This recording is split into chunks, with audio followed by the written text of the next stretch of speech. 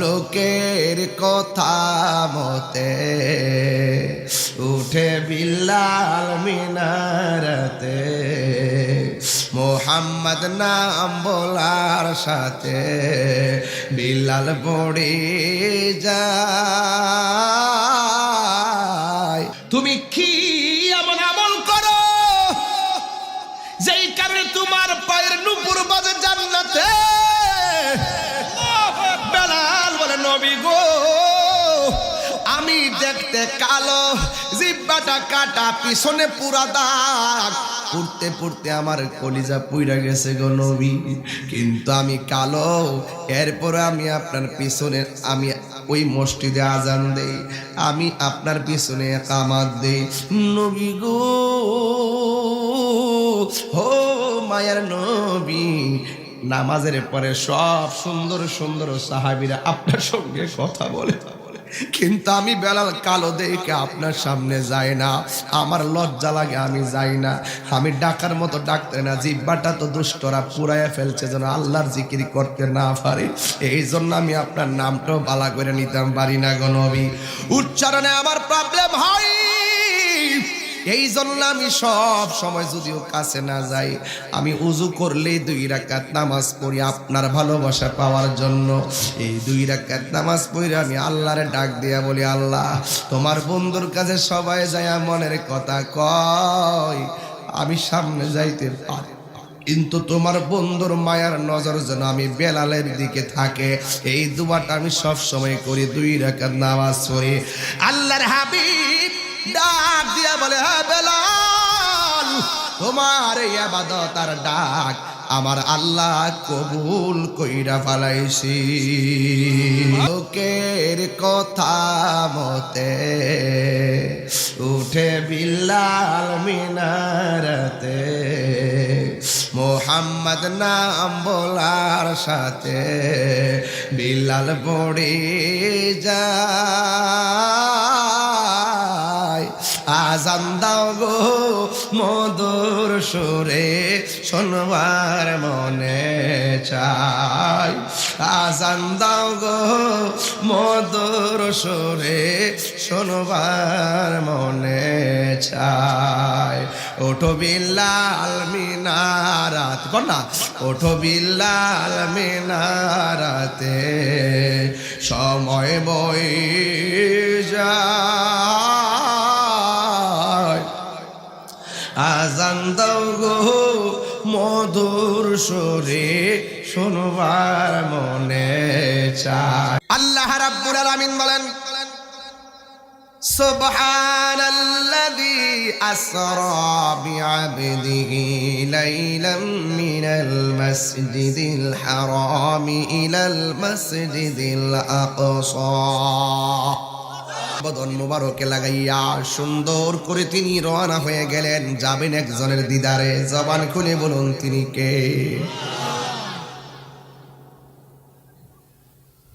যখন আমার আল্লাহ রওনা দিয়ে দিল, আমার নবী রওনা দিয়ে দিল,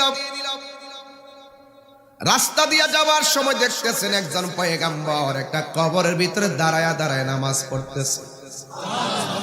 আজকে আপনারা নামাজ পড়ছেন মাঠে, আমি নামাজ পড়ছি ঘরের ভিতরে। আল্লাহর হাবিব দেখতেছেন কবরের ভিতরে একজন পয়গম্বর দাঁড়ায়া দাঁড়ায় নামাজ পড়তেছে। এখন প্রমাণ হয়ে গেল কবরের ভিতরে নবীগণ কি জিন্দা না মরা? এখন প্রশ্ন হলো, আমার নবী যেই নবীকে দেখেছেন কবরের ভিতরে দাঁড়ায়া দাঁড়ায়া নামাজ পড়ে, ওই নবীর নাম কি?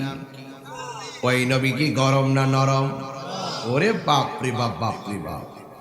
যেই নবী তুর পাহাড়ে গিয়া বলছে, আল্লাহ তুমি আমারে দেখা দাও, আল্লাহ বলছেন লান তারানি, এ মুসা কিয়ামত হয়ে যাবে, কখনোই তুমি আমারে দেখতে পারবে না। What is the difference between Kalim and Habib? Kalim এবং হাবিবের মধ্যে পার্থক্য কি?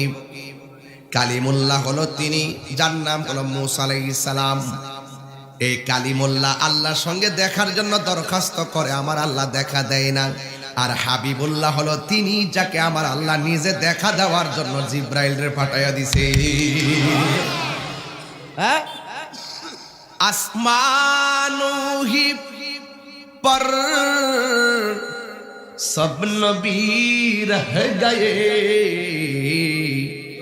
अर्शे आजम पे पहुंचा मारा नबी सबसे आओ आला हमारा नबी सबसे बा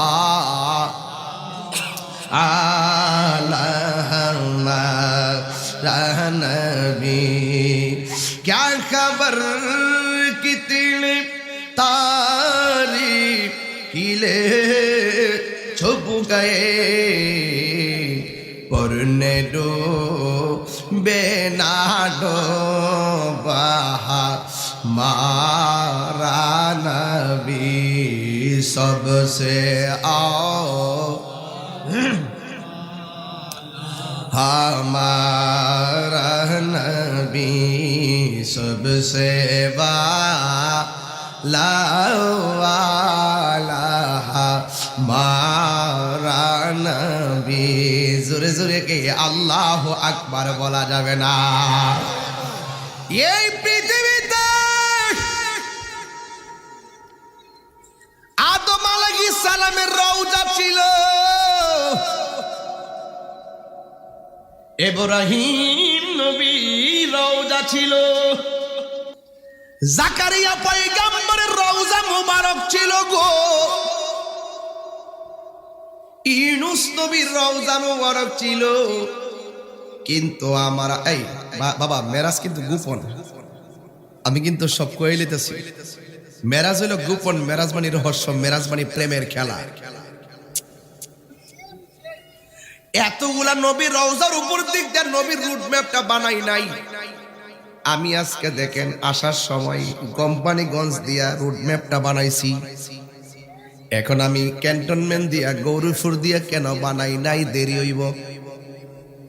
তাহলে আমার আল্লাহ অন্য নবীর উপর দিক দিয়ে রুট ম্যাপটা না বানাইয়া মুসা নবীর রওজার উপর দিক দিয়ে কেন রুট ম্যাপটা বানাইছে? একটা কারণ, এই মুসা নবীর আমার আল্লাহ দেখাইয়া দিলেন, মুসা রে তুমি দেখা করতে চাইছো, আমি আল্লাহ দেখা দেয় না।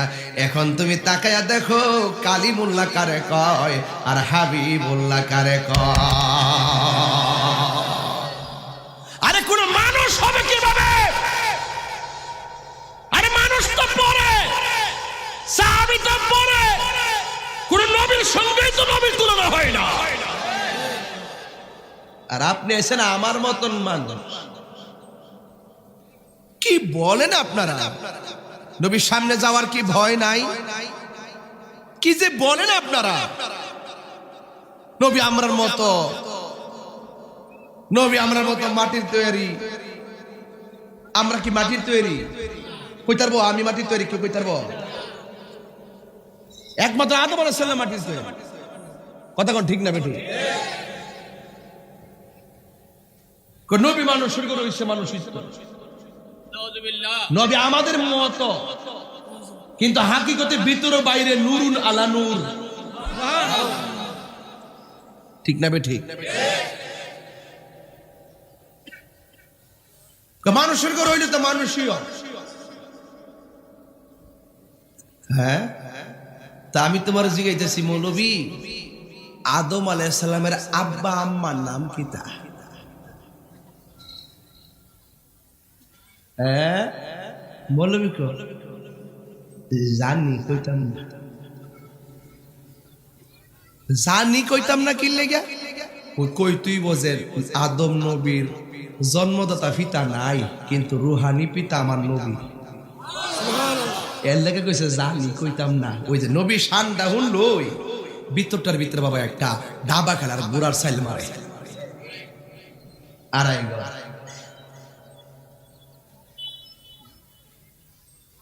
এরপরে মৌলবীর জিজ্ঞাসা, মৌলবী হাওয়া আলাইহিস সালামের আব্বা আম্মার নাম কি? ঈসা নবীর আব্বার নাম কি? সুবহানাল্লাহ কইতেন না? ই থেকে সাধারণ কথা, বিবেক জাগ্রত হয়ে এই কথার দ্বারা বোঝা গেল আল্লাহ বাপ মা ছাড়াও পারে, বাপ মা দিয়েও পারে, বাপ ছাড়াও পারে। সবকিছুর মালিক একজন, তিনি কে? এই মেরাজটা এমন একটা সেন্সিটিভ আলোচনা, এটা বড় সাগর, এই জন্য আমি এটা দিছি আর কি, চালাকি করে। এরপরে আমার নবী রাহমাতুল লিল আলামিন মসজিদে আকসার ভিতরে গেলেন, যায়া 2 রাকাত নামাজ আমার নবী পড়ালেন। এই নামাজের দরকার আছে না নাই? 2 রাকাত নামাজের ইমামতি করলেন। আমার নবীর পিছনে একজন না 2 জন নয়, আমার নবীর পিছনে 1,24,000 পয়গাম্বর মুক্তাদি হয়ে নামাজ পড়েছে। পৃথিবী জুড়ে সকল নবীগণ এক একজন এক এক জায়গায় শুয়ে আছে। সেই নবী যদি জিন্দা, নবীর পিছনে, নবী দুনিয়া থেকে বিদায় হওয়ার আগেই যদি পিছনে উপস্থিত হইয়া নামাজ পড়তে পারে, তাইলে আপনারা জবান খুলে বলেন, আমার নবী রাহমাতুল লিল আলামিন আশিকের কান্নার আওয়াজ শুননা কাশীপুর ভাঙ্গা ঘরে আসার ক্ষমতা আছে না? না, এটা হলো ইমানি কথা। হ্যাঁ, ইমানি কথা। এরপর আমার নবী নামাজ পড়লেন। আমার নবী যখন নামাজ আদায় করলো, ওই মুহূর্তে আমার নবী রাহমাতুল লিল আলামিন নামাজ পড়লেন। নামাজ পড়া আমার নবী রুসুজা রওনা দিলেন সেই আসমানের দিকে। প্রথম আকাশের মধ্যে গিয়েছেন, দ্বিতীয় আকাশের মধ্যে গিয়েছেন, তৃতীয় আসমানের মধ্যে গিয়েছেন। আমি গত পরশুদিন একটা বয়ান বের করলাম যে আল্লাহ হাবিব যে 5টা 7টা আসমানে আমার নবী গেল। 1 নম্বর আসমানের নাম হলো রকিয়া, এই আসমানটা দেখতে দুধের চাইতে আরো সাদা। দ্বিতীয় আসমানের নাম হলো ফাইদুম, এই আসমানটা আমার আল্লাহ লোহা দিয়া বানাইছে। তৃতীয় আসমানটার নাম হলো মালাকুত, এটা আমার আল্লাহ তামা দিয়া বানাইছে। চতুর্থ আসমানের নাম হলো জাহিরা, এটা আমার আল্লাহ সাদা রূপা দিয়া বানাইছে। পঞ্চম আসমান হলো মুজাইনা, এটা আমার আল্লাহ স্বর্ণ দিয়া বানাইছে। ষষ্ঠ আসমানটা হলো খালিসা, এটা আমার আল্লাহ মুক্তা দিয়া বানাইছে। সপ্তম আসমানটা হলো লাবিয়া, এটা আমার আল্লাহ ইয়াকুত লাল পাথর দিয়া বানাইছে। ওই সপ্তম আকাশ পর্যন্ত আমার নবী গেছে, যাইয়া দেখে সুন্দর একটা মসজিদ দেখা যায়। ওই মসজিদের নাম হলো বাইতুল মামুর। আরে বড় করে কোন আল্লাহু আকবার। এত 7টা আসমানের নাম, একটা আসমান থেকে আরেকটা আসমানের দূরত্ব 500 বছর রাস্তা। আল্লাহু আকবার কয় রাখেন? এই 7টা আসমানের ভিতরে আমার আল্লাহ কোনটা তামা দিয়ে বানাইছে, লোহা দিয়ে বানাইছে, স্বর্ণ দিয়ে বানাইছে। তাইলে যে আসমানটা লোহা দিয়া বানাইছে, এই আসমানটার ওজন কি কম না বেশি? আল্লাযী খালাকা সাবআ সামাওয়াতিন তিবাকা। আমার আল্লাহ রাব্বুল আলামিন বলেন, এই 7টা আসমান আমি আল্লাহ তপকা তপকা বানাইছি। প্রথম আকাশের ভিতরে একজন নবীর সঙ্গে আমার নবীর দেখা হলো। এরপরে 7টা আসমানের একটা আসমানের ভিতরে আমার আল্লাহর হাবিবের সঙ্গে হযরতে মূসা নবীর দেখা হলো। আমার নবী ঘর থেকে বের হয়েছে, রওজার ভিতরে মূসা নবী, মসজিদে আকসার ভিতরে গেছে, সেখানেও মূসা নবী, আসমানের উপরে উঠছে, সেখানেও মূসা নবী। এখন আমি কাশীপুরের বাবার কাছে বলতে চাই, আপনারা জবান খুলে বলুন, মূসা নবী কি 3 জন না 1 জন? এক মূসা নবী যদি আমার নবীর সঙ্গে চোখের পলকে 3 জায়গায় ইস্তেকবাল দিতে পারে, আমার নবী আপনার নবী এই কাশীপুর হুমনার ভিতরে আসার ক্ষমতা আছে না নাই? আমার নবী বলেন, ইন্নাল্লাহা জাওয়ালিয়াল আরদা ফারাআইতু মাশারিকাহা ওয়া মাগারিবাহা। আল্লাহ রাব্বুল আলামিন আমার জন্য পূর্ব পশ্চিমকে এমন ছোট করে দিয়েছে, আমি আমার হাতের তালুর মধ্যে সব দেখতে পারি। কাশীপুর থেকে মদিনা অনেক দূরে, কিন্তু মদিনাওয়ালার জন্য কাশীপুর আমার নবীর হাতের তালুর ভিতরে। কথা বলেন ঠিক কিনা? এরপরে আমার নবী 7টা আসমান পাড়ি দিয়া জান্নাতের ভিতরে যখন ঢুকলেন, ঢোকার পরে আমার নবী আপনার নবী বলেন আমি জান্নাতের ভিতরে ঢুকলাম, ঢোকার পরে আমি দেখলাম এই যে রুমের ভিতরে ঢুকি, এই রুমের ভিতরে একজনের পায়ের আওয়াজ শোনা যায়, একজনের পায়ের আওয়াজ শোনা যায়। নবীরে জিজ্ঞাসা করি ইয়া রাসূলুল্লাহ, নবী গো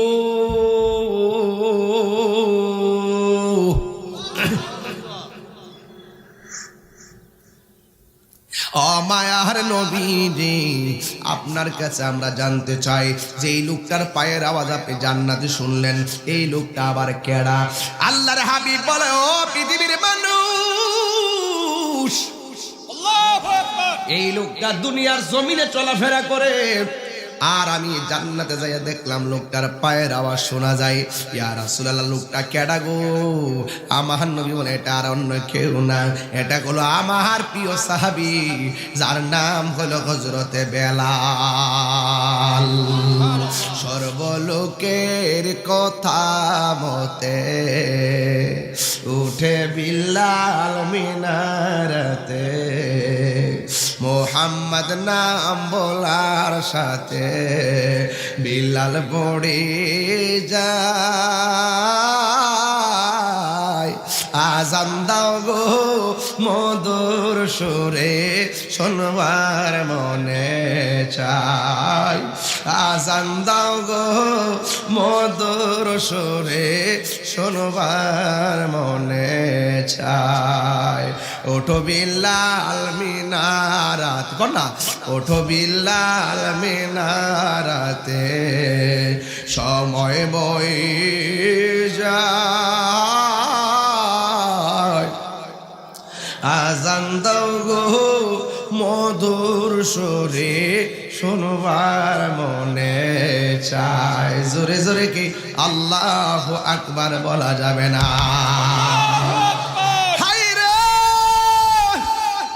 ও আমার কাশীপুর, মাধবপুর, হোমনারা বাবা,